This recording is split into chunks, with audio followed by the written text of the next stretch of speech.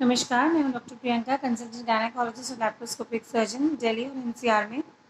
हमारे चैनल की इस वीडियो में आप सभी का बहुत स्वागत है।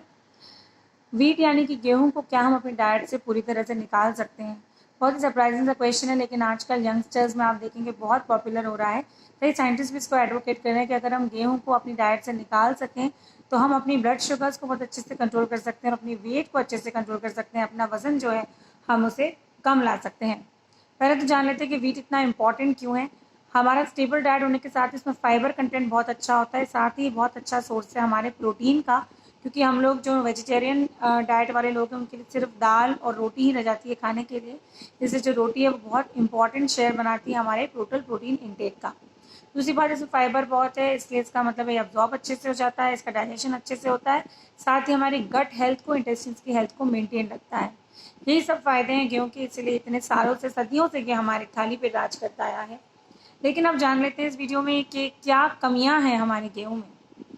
सबसे पहले, इसको लगातार खाने से जो है वज़न बढ़ता है, कहते हैं पेट का घेरा बढ़ता है, इसलिए फॉरेन कंट्रीज़ में अक्सर आप सुनेंगे व्हीट बेली करके नाम दिया जाता है उन लोगों के टमी को जो कि सालों से व्हीट खाते आ रहे हैं। दूसरी बात, इसी व्हीट में एक तरह का कार्बोहाइड्रेट होता है जिसे हम अमाइलोपेक्टिन ए कहते हैं। जब ये इंटेस्टाइन में डाइजेस्ट होता है तो हमारी ब्लड शुगर को बहुत रैपिडली बढ़ा देता है। जब रैपिडली ब्लड शुगर बढ़ जाती है तो उसके साथ ही हमारे ब्लड का जो इंसुलिन लेवल है बहुत ज़्यादा उसे रिलीज़ होना पड़ता है, और वो लोग जिन्हें डायबिटीज़ की टेंडेंसी है उनके लिए ब्लड शुगर एकदम से बढ़ना बिल्कुल ठीक नहीं है। जिन्हें ऑलरेडी डायबिटीज़ है उन्हें तो दिक्कत हो ही जाती है। इसलिए एक बहुत बड़ा नुकसान है कि जो ब्लड शुगर है उनको रैपिडली बढ़ा देता है गेहूँ का इंटेक। नंबर 2 में ऐसा ही एक केमिकल है लेक्टिन, जो हमारे बॉडी में जाता है तो उसकी टेंडेंसी होती है, व्हीट में होता है बहुत एम्पल अमाउंट में, प्रचुर मात्रा में हमारे बॉडी में जब ये जाता है इंटेस्टिन्स में, इंटेस्टिन की म्यूकोजा में इन्फ्लामेशन करता है, वहाँ सूजन आती है, पानी भरने लगता है, डाइजेशन पूरा नहीं होता है, इसी वजह से ब्लोटिंग रहती है, डायरिया या अब्डोमिनल गैस्ट्रोइंटेस्टाइनल डिस्टर्बेंसेस होने लगती हैं।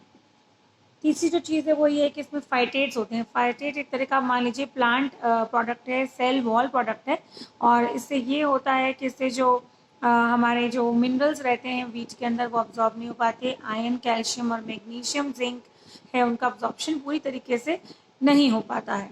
और लास्ट में, जैसे कि मैंने पहले जिक्र किया, इसका ग्लाइसेमिक इंडेक्स हाई होता है। इसका मतलब है कि शरीर में जितनी जल्दी ये पचता है उतनी जल्दी ब्लड शुगर को भी बढ़ा देता है। उसके कंपैरिजन में दूसरे तरह के जो ग्रेन्स हैं, चाहे ज्वार है, बाजरा है, सोयाबीन है, चने का आटा है, इन सब में ये सब जो क्वालिटीज़ हैं वो नहीं है या कम है। इनमें ग्लाइसेमिक इंडेक्स जो बढ़ाने की टेंडेंसी है वो भी कम है। तो अगर हम व्हीट को पूरी तरह से एलिमिनेट कर देते हैं तो हम काफ़ी हद तक अपने वज़न को कंट्रोल में ला सकते हैं, ब्लड शुगर को कंट्रोल में ला सकते हैं। लेकिन एज ए नॉर्थ इंडियन बहुत पॉसिबल नहीं है व्हीट को पूरी तरीके से एलिमिनेट करना, क्योंकि व्हीट जो है हमारी स्टेपल डाइट है, और अकेले आपके लिए जो हमारे घर में व्हीट का बहुत इंपॉर्टेंट फोकस रहता है, तो अगर हम अकेले अगर इसको प्रैक्टिस करेंगे तो प्रैक्टिकली फिजिबल नहीं होगा कि हम अकेले व्हीट ना खाएं और बाकी सब व्हीट खाएं। तो हमारे लिए अलग से कौन चपाती बनाएगा, अलग से कौन आटा बनाने बैठेगा।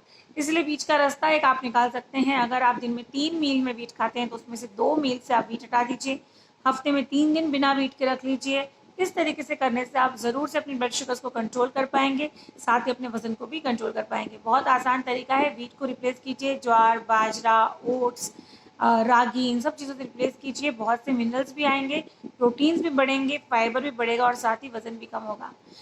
ट्राई करके देखिएगा, नया तरीका है। साइंस बहुत जल्दी इवॉल्व हो रही है, स्पेशली जो वेट रिडक्शन और वेट कंट्रोल की साइंस है उसमें तो नित नए चेंजेस आ रहे हैं। सीखने की कोई उम्र नहीं होती है। इस फॉर्मूले को अप्लाई करके देखिएगा, व्हीट का स्मार्ट रोल रखिए अपनी डाइट में, पूरा नहीं, और चेंजेस को हमेशा एक्सेप्ट करने के लिए तैयार रहिए। इस वीडियो में इतना ही, अगले वीडियो में फिर से मिलेंगे कुछ और इन्फॉर्मेशन के साथ। तब तक के लिए नमस्कार।